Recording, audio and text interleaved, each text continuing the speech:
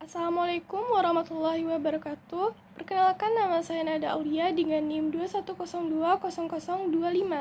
Di sini saya akan menyampaikan materi tentang fungsi, tujuan, penting, dan ruang lingkup administrasi pendidikan. Pembahasan yang pertama yaitu konsep secara umum, administrasi pendidikan. Administrasi pendidikan itu berasal dari dua kata, yaitu administrasi dan pendidikan. Administrasi yang kita kenal pada umumnya adalah proses mengelola adanya sebuah desain untuk mengelola dan segenap pengerahan kemampuan dalam rangka mengintegrasikan segala sumber daya, baik itu personil, spiritual, material, yang punya sangkut paut dalam rangka mencapai tujuan dari pendidikan itu sendiri. Jika kita garis bawahi, apa sih administrasi pendidikan itu? Yaitu proses untuk mencapai tujuan pendidikan melalui segenap pengintegrasian dan pengerahan dari fungsi administrasi terhadap keseluruhan bidang garapan administrasi pendidikan. Pentingnya mengintegrasikan semua hal tersebut di setiap satuan pendidikan, semua jenjang, yaitu administrasi itu adalah sebagai suatu subsistem dari segala sistem, dari satu sistem secara keseluruhan di sistem pendidikan di satuan pendidikan.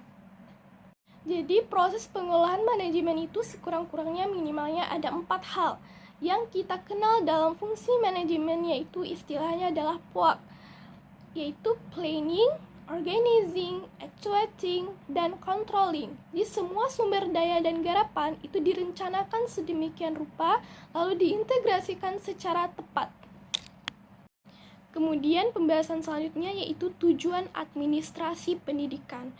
Jadi administrasi pendidikan ini ada di setiap satuan lembaga pendidikan atau level sekolah. Jadi ada pendapat dari Sir Giovanni Ancover, tujuan dari administrasi pendidikan itu minimal ada 4, yaitu untuk efektivitas dari produksi terkait dengan pencapaian tujuan. Dengan melaksanakan administrasi dari seluruh bidang garapan pendidikan, maka tujuan itu sebelum 1 tahun atau sekurang-kurangnya 1 tahun akan tercapai dan akan menjadi lebih mudah dan lebih menjanjikan. Yang kedua yaitu efisiensi melalui kegiatan administrasi pendidikan. Seluruh program terkait dengan bidang garapan lebih efisiensi terkait dengan waktu atau tidak butuh waktu lama.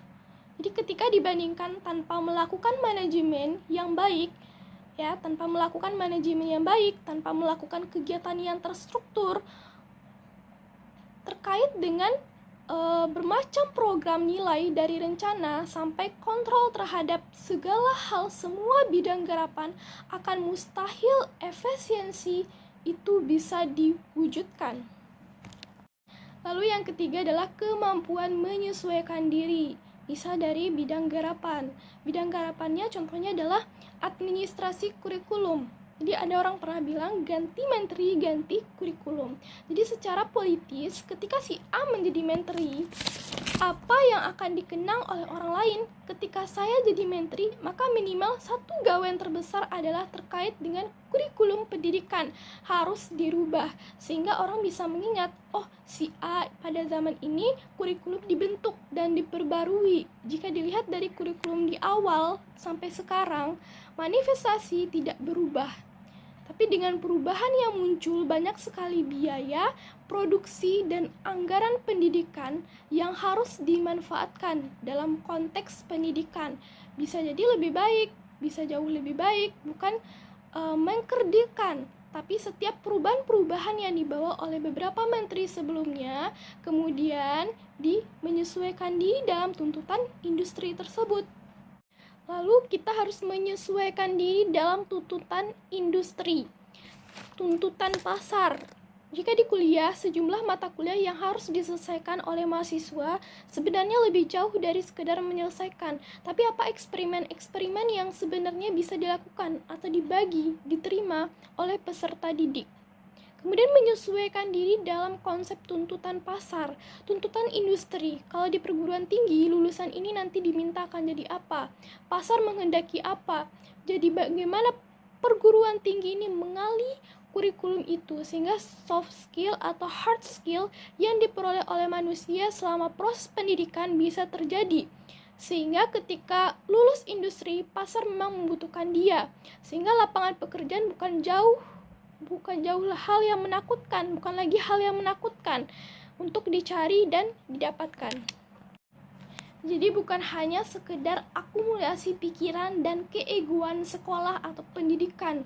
Jadi ketika kurikulumnya A, tuntutannya hanya melakukannya saja, tidak berusaha, tanpa berusaha menyesuaikan dengan tuntutan maunya pasar. Ketika sebuah lembaga perguruan tinggi mampu menyesuaikan diri dengan permintaan pasar, dengan keinginan dan tuntutan industri atau pasar pekerjaan, akan menjadikan lapangan pekerjaan tidak menakutkan atau tidak semenakutkan untuk didapatkan, dicari.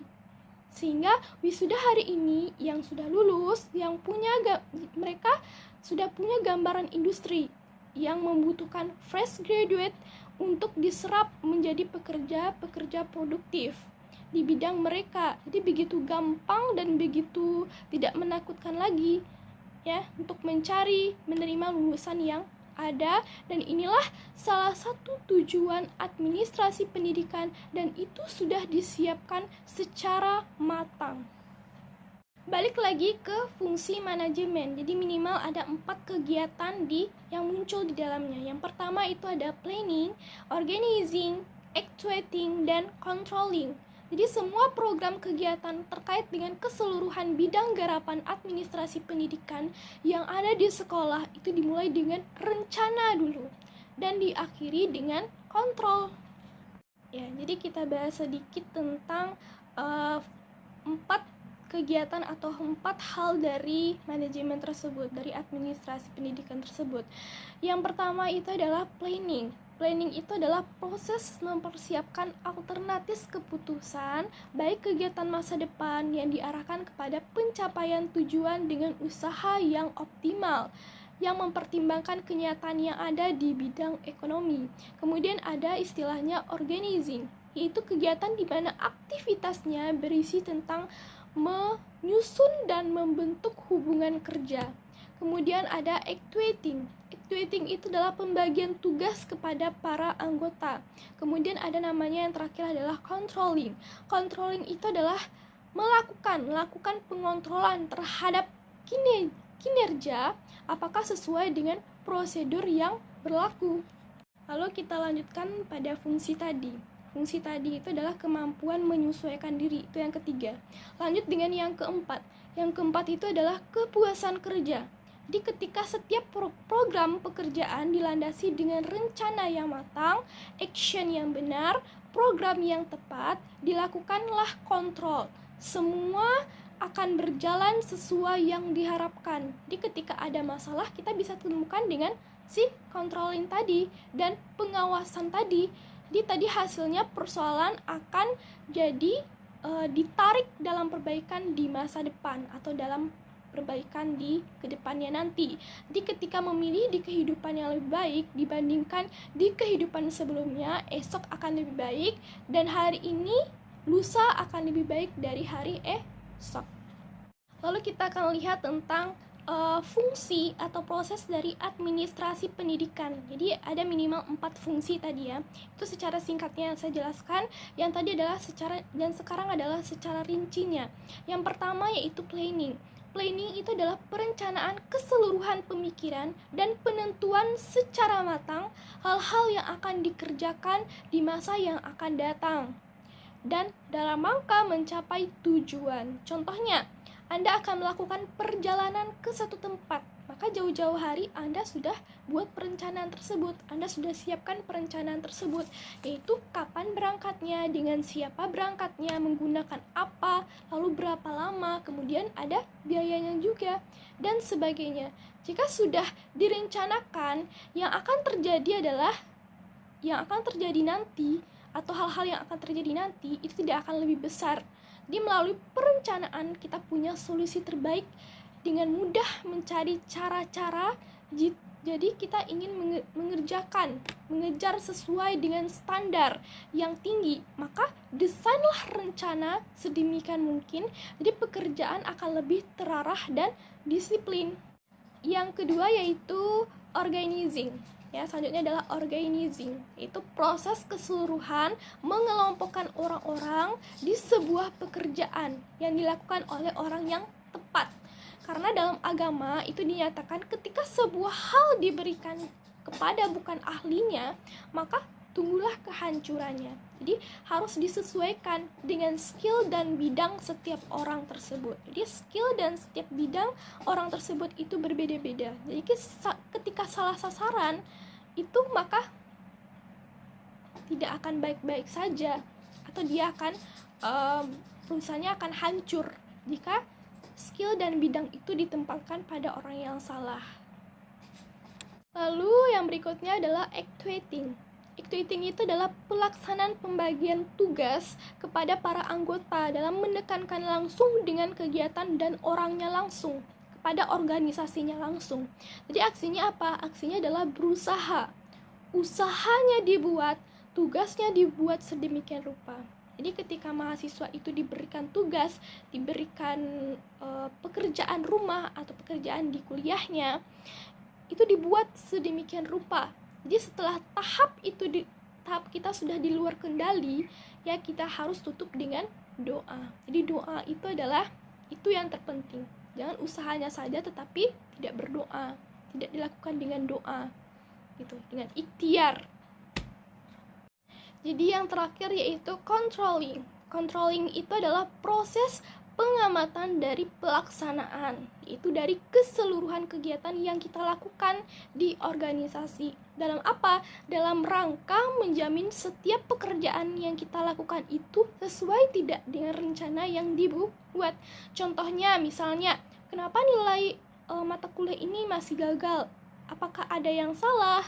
Atau saya ternyata masih mengerjakan tugas saya masih sangat minim dan sebagainya. Dan yang terakhir adalah apa sih ruang lingkup dari administrasi pendidikan itu? Yang pertama itu ada administrasi kurikulum, yang kedua ada administrasi ketenagaan pendidikan, yang ketiga ada sarana dan prasarana pendidikan, yang keempat ada keuangan atau pembiayaan. Kemudian yang kelima ada unit-unit penunjang, yang keenam ada layanan, dan yang ketujuh adalah tata lingkungan dan keamanan sekolah. Baiklah, sekian dari materi yang saya sampaikan, mudah-mudahan bisa dipahami. Semoga kita menjadi orang yang sukses di dunia dan akhirat. Orang-orang yang berhenti belajar akan menjadi pemilik masa lalu, dan orang-orang yang terus belajar akan menjadi pemilik masa depan. Wassalamualaikum warahmatullahi wabarakatuh. Terima kasih.